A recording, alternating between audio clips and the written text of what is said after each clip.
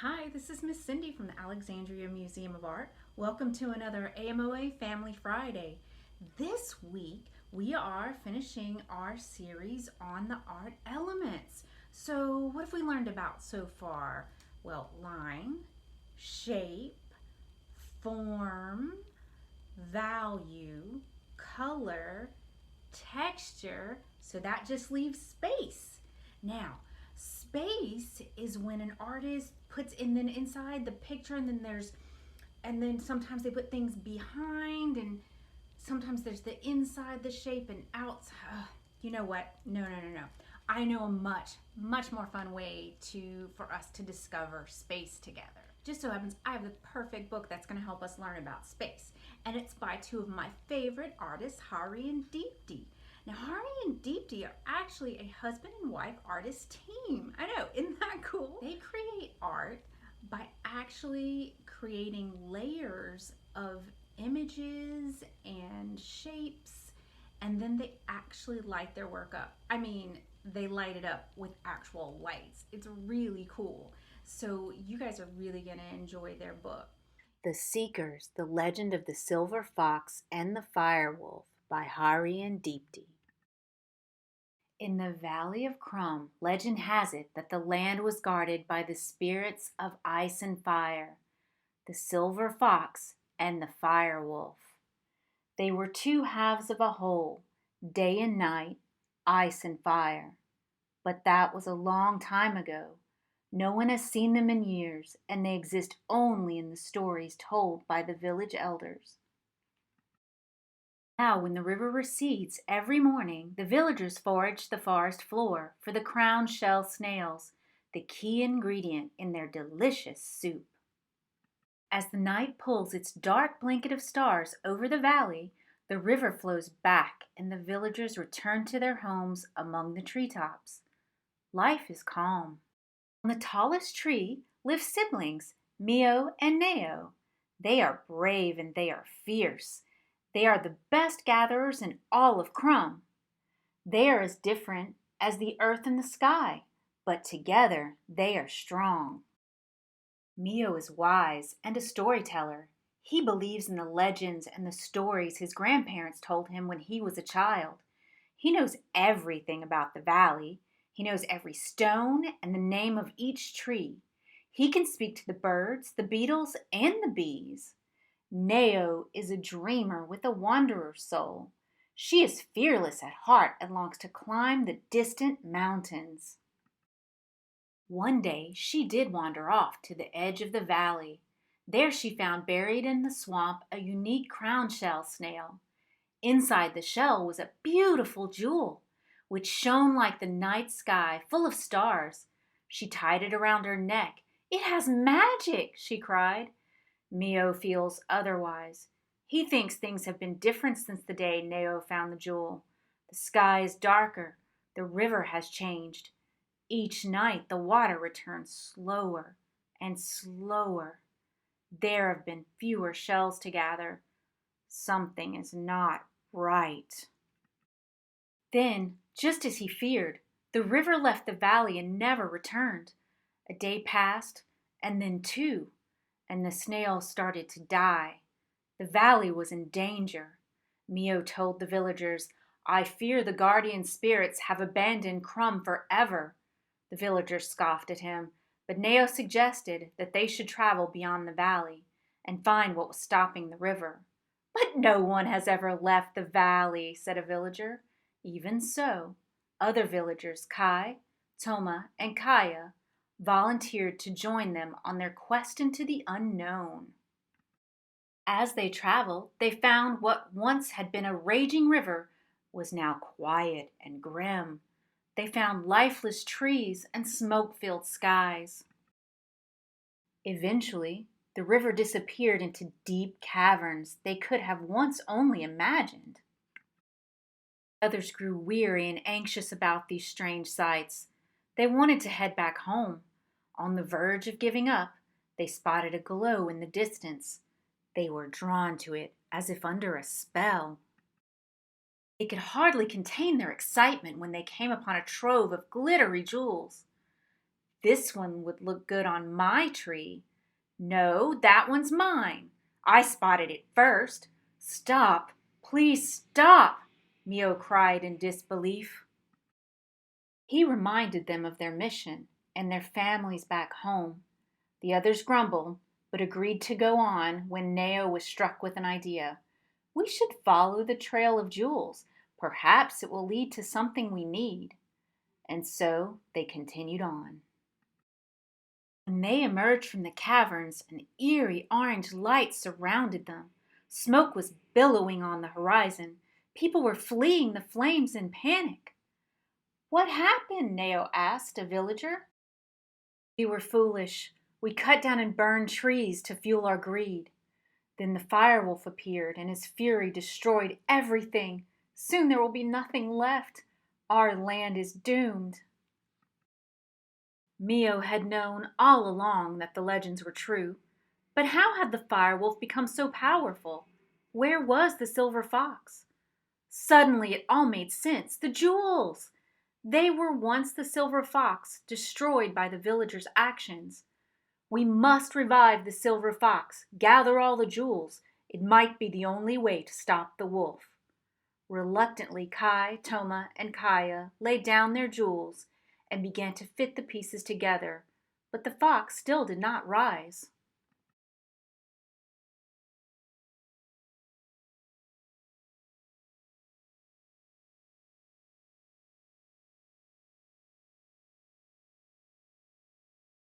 With the wolf's rage quelled and the fox back to its full strength, harmony was restored, and the river began to flow again. On their journey home to Crum, they could finally take in the beauty of the wider world. Crum welcomed them as heroes. Cheers to the seekers! Mio and Nao are still the best gatherers, and now they are on the lookout for their next adventure. That was a really, really fun book, right? Now we're going to talk about space. But the first thing we have to do is an art elements review. Artists use the elements of art to create amazing works of art. The first element is line, like the lines that Walter Anderson used to create these fish and its scales in his woodcut. And lines create shapes, like the shapes that Nicholas Monroe used to create his dancers in this painting. A three-dimensional shape is a form, like the form of this Dale Chihuly glass sculpture. In this Amy Guidry painting, she actually suggests form by using another element called value. Value is the darks and lights in an artwork, like those in this Elmore Morgan Sr. photograph. Value can also be used to create a mood in a painting, like the spooky somber mood in the Steamboat painting by George Rodrigue. Another valuable tool that artists use is color. Francis Pave uses color to create depth and interest as well as mood and energy in this painting. All of the elements we've talked about so far can be used to create space. Space refers to the space inside an object, the positive space, and the space outside of the object, the negative space. Look at how artist Arthur Secunda energizes the space around this figure using color, line, and shape. Last element is texture. Texture refers to how something looks like it might feel. Notice the bumpy texture of the feathers in this Morris Taft Thomas piece. Now, let's use this illustration from Hari and Deepti's book to think about space. There are different ways to think about space in a picture. First is to think about what is closest to you and what's farthest away. The foreground in a painting is the space at the bottom of the painting, and that represents the area that is going to be closest to you. Next is the middle ground. It's the area in the middle of the picture. And last, we have the background. It's the area in the painting furthest away from you, and it's going to be at the top of the picture. Now that we understand how space is divided in a painting, we can think about size and perspective. Do you notice a difference between the figures in the foreground and the figures towards the background? What happens as you go further back in space? That's right. The figures in the background are much smaller than the figures in the foreground. So, as things are farther away from you, they appear to be smaller. Artists also use value and clarity to show space in a painting. So, remember, value is the element where artists use lights and darks. What do you notice about the value of the figures that are closest to you, the ones in the foreground, as compared to the ones in the background? Yes, the ones in the background are much lighter, and they're actually not as clear as the ones in the foreground. So, now that we understand space a little better, let's create our own landscape using value, clarity, size, and thinking about foreground, middle ground, and background. First, let's talk about materials. I have several pieces, about 5 pieces of large paper, a pencil. I have a large paintbrush because you're going to be covering a lot of area, some water to dip your paintbrush in, and we're going to use some scissors, and we're going to be using acrylic paint. You could also use tempera paint if that's what you have. Watercolors would work fine too.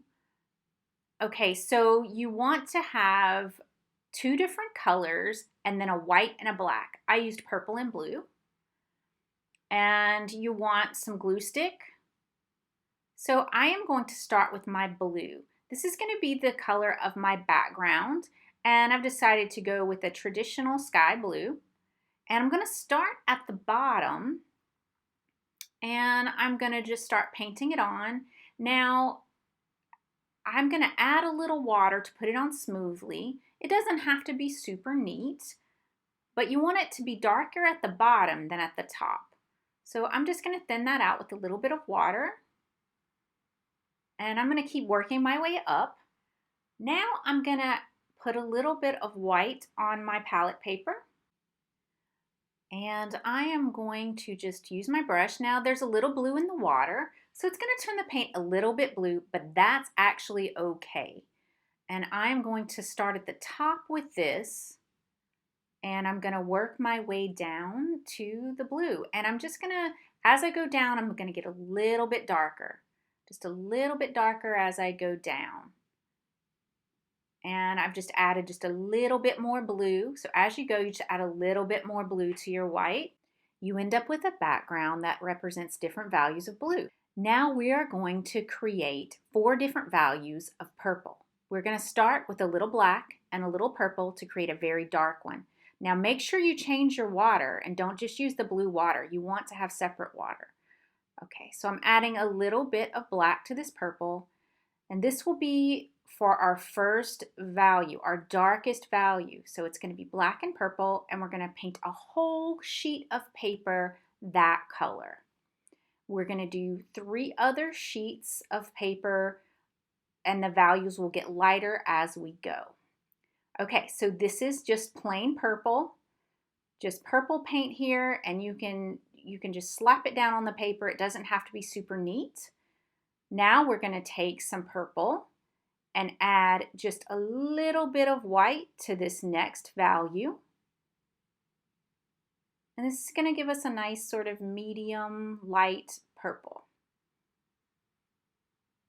And then you're going to paint that next whole piece of paper with that purple. And again, doesn't have to be neat. It can be a little messy. Okay, this will be our lightest one. So we're going to add a lot of white to the purple this time. So we're going to start with white, and it'll be just a little bit purple. Just going to add a little bit purple, maybe a little bit more, until I get a light purple that I like. Touch more. Okay, so now I'm going to paint this whole piece of paper purple. And we're going to let that dry. We're going to let that paper dry for a little while. But you should end up with 4 different values of purple. Now these are going to be our trees and our hills. And we are going to put the darker ones in the foreground, of course. And then maybe you can figure out where the rest of them go, right? Okay, so we're going to start by drawing some simple trees and hills. So we're just going to draw a simple tree first we're going to start with just some hilly land. So this is going to be at the very bottom of our paper because of course this is the darkest one. So it's going to be closest to us in the foreground.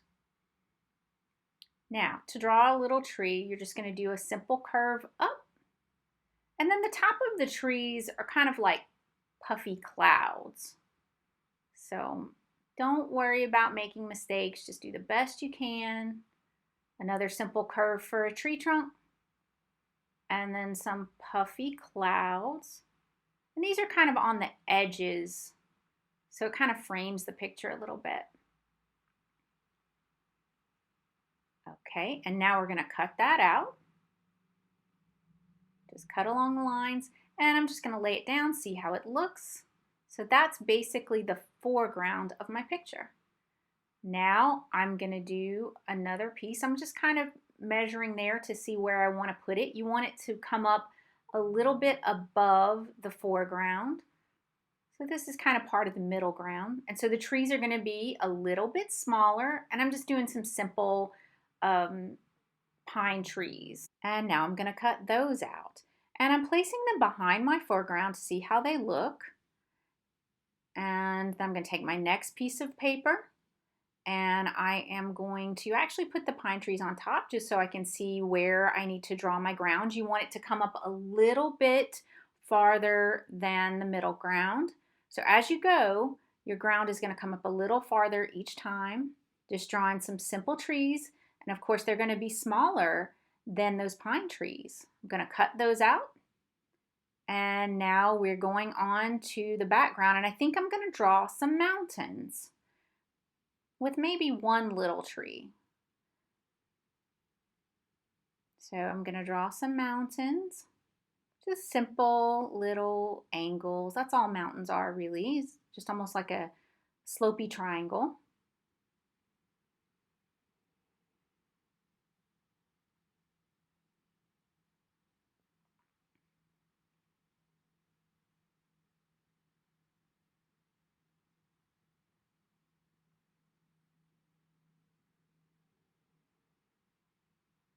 And then I think I'm going to do one little tiny pine tree right where in the valley of those 2 mountains. So you see it in the distance. Now we're going to take our glue stick and we're going to start with the background and we're going to start gluing our pieces on. So you want to make sure that you get the edges really nicely coated with the glue stick, and then you can swirl some on the inside. And you're just going to press it down firmly. And you're just going to keep adding your layers back one at a time, going from background to foreground. And by learning about space, we were able to create this beautiful landscape. So what other art elements can you see in our picture? Did we use color? What about shape? Can you find any other art elements we used? Thanks for joining us for another AMoA Family Friday. And we will see you next month when we'll be doing all new art projects together. You guys be good, be kind to each other, and I'll see you again soon.